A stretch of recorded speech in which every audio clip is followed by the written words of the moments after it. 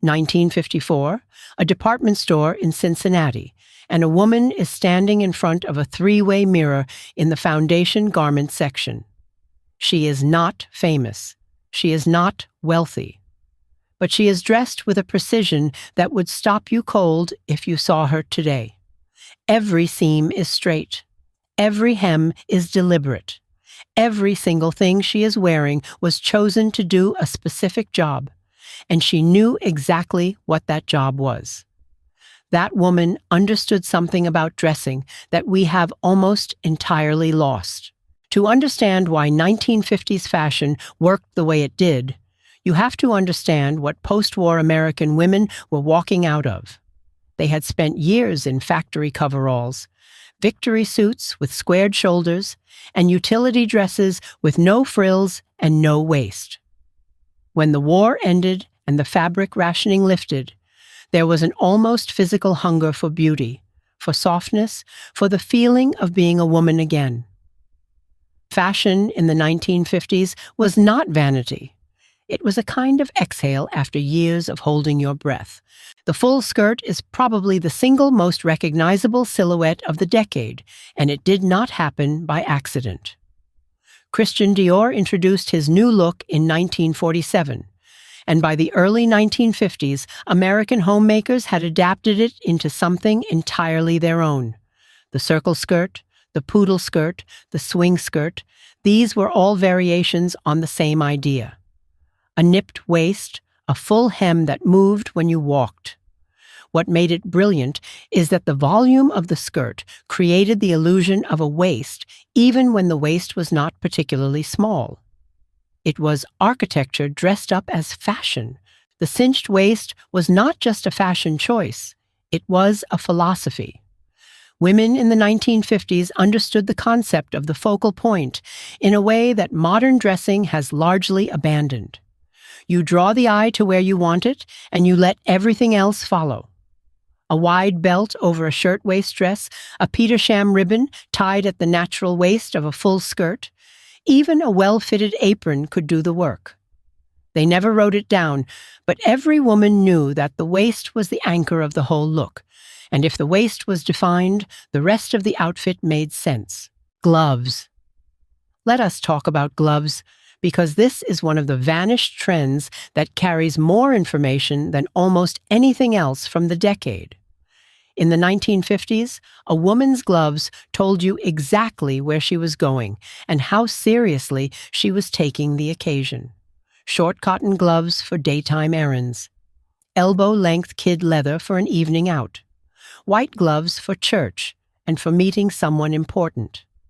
The glove was a signal, a quiet piece of social language, and the women who wore them understood every word of that conversation without ever having to say it aloud. The shirtwaist dress deserves its own chapter in American fashion history, and honestly, it has never gotten the credit it deserves. It was the workhorse of the 1950s homemaker's wardrobe. Button-front bodice, fitted through the torso, full or straight skirt below. It could be made from cotton for housework, from silk for a dinner party, from wool for autumn errands. The genius of the shirtwaist was its adaptability. You changed the fabric and the accessories, and you had a completely different dress. It was the original capsule wardrobe piece, decades before anyone used that phrase. Capri pants arrived in the early 1950s and caused a quiet revolution in how American women dressed at home and on vacation. They hit just below the knee or at mid-calf, and they were fitted without being tight. What made them radical was the ankle. Showing the ankle in a casual context was new, and the slim cut of the Capri leg against a flat ballet flat or a low mule created a line that was both relaxed and precise. Audrey Hepburn wore them. Grace Kelly wore them. But so did the woman next door in Dayton, Ohio, and she looked just as intentional. The scarf was perhaps the most versatile accessory in a 1950s woman's entire wardrobe, and it was used in ways that most people today have completely forgotten. Tied over pin curls while doing housework, knotted at the throat over a blouse collar, wrapped around the crown of a hat and tied under the chin when driving with the windows down, folded into a headband. The silk scarf in particular was treated as an investment, something you bought once and wore for 20 years in 17 different ways. It vanished as a daily accessory, but it worked in every single configuration. Hats. In the 1950s, a woman did not leave the house for any formal occasion without a hat, and the variety was extraordinary. Pillbox hats sitting flat on the crown, cartwheel hats for garden parties, small feathered cocktail hats tilted forward at an angle. The hat was not decoration. It was punctuation. It finished the sentence of an outfit the way a period finishes a thought. What is fascinating is that the 1950s hat was almost always small and precise, rather than large and dramatic, because the goal was to frame the face, not to compete with it. The color palette of 1950s American fashion is something designers still return to, and for good reason. Dusty rose, powder blue, mint green, butter yellow. These were not the saturated primary colors of the decade before, or the earth tones that would follow in the 1960s. They were soft, slightly muted, and they were chosen because they photographed beautifully in the new era of color print advertising, and because they worked with the complexions of women who spent time outdoors. There was a whole science to these colors that nobody explained out loud because nobody needed to. Every woman in the fabric store already knew. Nylon stockings were not simply hosiery in the 1950s. They were a ritual. A woman put on her stockings with care, attached them to her garter belt with a practiced hand, and checked the seam at the back of the leg in every mirror she passed. A straight seam meant you were put together. A crooked seam was a small embarrassment. What this ritual created, without anyone planning it, was a daily practice of paying attention to yourself from the ground up. The stocking seam was a plumb line, and keeping it straight was a form of self-respect that took less than 30 seconds and lasted all day. The house dress and the housecoat were two entirely separate garments in the 1950s wardrobe, and the distinction mattered enormousely.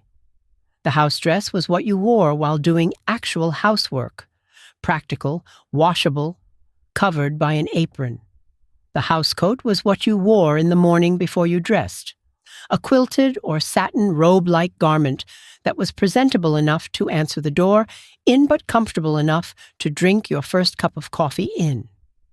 The line between them was clear, and crossing it in the wrong direction, wearing your housecoat to do the grocery shopping, for example, was considered a small but meaningful failure of self-regard. Costume jewelry in the 1950s was not considered a lesser substitute for real jewelry.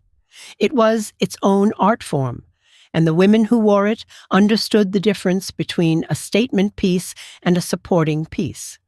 A single large brooch on the lapel of a wool coat, a double strand of faux pearls with a sweater set, clip-on earrings in a color that matched the scarf rather than the dress. The rule, unspoken but universally observed, was that you chose one focal point and everything else served it. Your grandmother knew something they stopped teaching, and this was one of the things she knew. The sweater set, a fitted shell paired with a matching cardigan, was one of the most quietly brilliant inventions in mid-century American fashion. It gave a woman two looks from one purchase: the shell alone for warmer rooms or more formal moments, the cardigan over it for errands or evenings when the temperature dropped. It layered beautifully over a pencil skirt or a full one. It worked in cashmere for Sunday best and in cotton for every day. The sweater set is having a genuine revival right now among younger designers, and every single one of them is working from the same blueprint those 1950s homemakers wore to the grocery store. The pencil skirt deserves a moment of genuine appreciation, because it is one of the 1950s silhouettes that has never actually left. It arrived as the counterpoint to the full skirt, a narrow, fitted column from waist to just below the knee, with a small kick pleat at the back to allow walking. It required good posture. It required a deliberate stride. And that was precisely the point. The pencil skirt did not allow you to move carelessly. It trained your body into a particular kind of presence, upright, measured, intentional. Women who wore it daily developed a bearing that photographs from the era make unmistakably clear. When you look at everything together, the full skirts and the pencil skirts, the gloves and the scarves, the sweater sets and the shirtwaist dresses, what you are really looking at is a complete system of dressing, not a collection of separate trends, but a coherent language. Every piece had a function. Every accessory communicated something. Every choice was made in relationship to every other choice. The attic remembers, even when we forget. And what it remembers is that these women were not following rules blindly. They were fluent in a language of self-presentation that took years to learn, and that we have largely stopped teaching. What I find most moving about 1950s fashion is not the aesthetics, though I do love those deeply. It is the intentionality. These women dressed the way they did because they understood that how you present yourself is a form of communication, with the world and with yourself. They did not need a stylist or a personal brand. They had something better. They had a tradition, passed from mother to daughter in fabric stores and fitting rooms and quiet conversations at the vanity table. It vanished, but it worked. And if you have ever stood in front of your closet feeling like something important is missing, I think you already know what it is. If this is the kind of thing that makes you feel like the past is worth remembering, then you are in exactly the right place. I am Clara, and this is what we do here at Clara's American Attic. We dig up the things that were never written down, and we bring them back out into the light. If you have not subscribed yet, please do, because I have so much more coming, including a full deep dive into the post-war vanity routine that every woman kept, but nobody ever talked about. Leave me a comment telling me which of these trends surprised you most. I read every single one, and I will see you in the next video.